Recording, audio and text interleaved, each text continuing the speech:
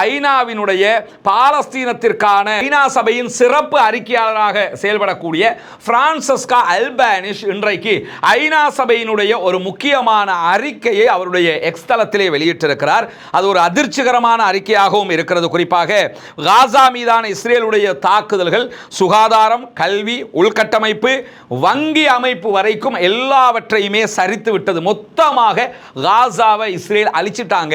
எந்த அளவுக்கு அழிச்சிட்டாங்கன்னா 69 ஆண்டுகால மனித வளர்ச்சியே அங்கே அழிந்து போய் இருக்கிறது. ஒரு 69 ஆண்டு காலமாக காசா ஒன்று கட்டி எழுப்பப்பட்டுக்கிட்டே வந்துச்சு. அந்த கட்டி எழுப்பப்பட்டதை மொத்தமாக அவங்க அழிச்சிருக்கிறாங்க. இது உலகத்தில் இதுவரை பதிவு செய்யப்படாத மோசமான பொருளாதார சரிவை குறிக்கிறது என்று சொல்லக்கூடிய ஐநாவினுடைய அறிக்கையாளர் பிரான்செஸ்கா அல்பானிஸ் அவங்க 1960களுக்கு பிறகு ஏற்பட்ட 10 மோசமான உலகளாவிய பொருளாதார நெருக்கடியில காசா சந்திக்கிற நெருக்கடியும் ஒன்று அப்படிங்கிறார். உலகத்தில் 1960க்கு பிறகு 10 எகானமிக் கிரைசிஸ் ஏற்பட்டிருக்கிறது.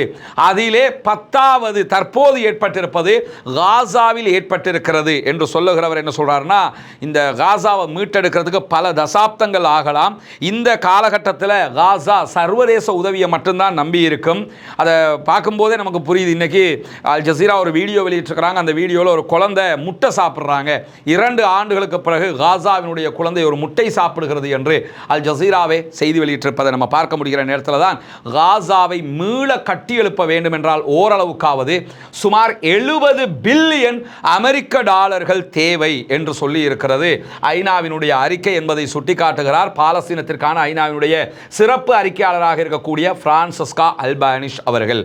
70 பில்லியன் USD எடுத்துக்கிட்டீங்கன்னா இலங்கையினுடைய மொத்த வெளிநாட்டு கடன் 67 பில்லியன் சம்திங், அவ்வளவுதான். இந்த 67 பில்லியன் தான் இலங்கை இத்தனை ஆண்டு காலமாக எடுத்திருக்கிற கடன். மொத்த கடனை நீங்கள் எடுத்துக்கிட்டீங்கன்னா இந்த அளவை விட 4 பில்லியன், மொத்தம் 70 பில்லியன் தேவைப்படும் காசாவை மொத்தமாக கட்டி எழுப்புவதற்கு. ஆனால் சவுதி அரேபியா கடைசியாக மீண்டும் சவுதி அரேபியாவினுடைய பட்டத்து இளவரசர் அமெரிக்கா போன இடத்துல மீண்டும் ஒரு 1 ட்ரில்லியன் USDக்களை அமெரிக்காவில் இன்வெஸ்ட் பண்ணுறதாக சொல்லியிருக்கிறார். ஆல்ரெடி 2 ட்ரில்லியன் நினைக்கிறேன் அவங்க இன்வெஸ்ட் பண்ணுறதா சொல்கிறாங்க. 2 ட்ரில்லியனுங்க, 1 ட்ரில்லியனுங்கிறது 1000 பில்லியன் US டாலர்கள். இங்கே தேவைப்படுறதே வெறும் 70 பில்லியன் தான். வெறும் 70 பில்லியன் எதுக்கு சொல்றேன்னா பணத்தில் அது பெரியது தான். இலங்கையினுடைய கடன் மதிப்பை விட அதிக அளவுக்கு இருக்குதுன்னு பார்த்துக்கிறங்க.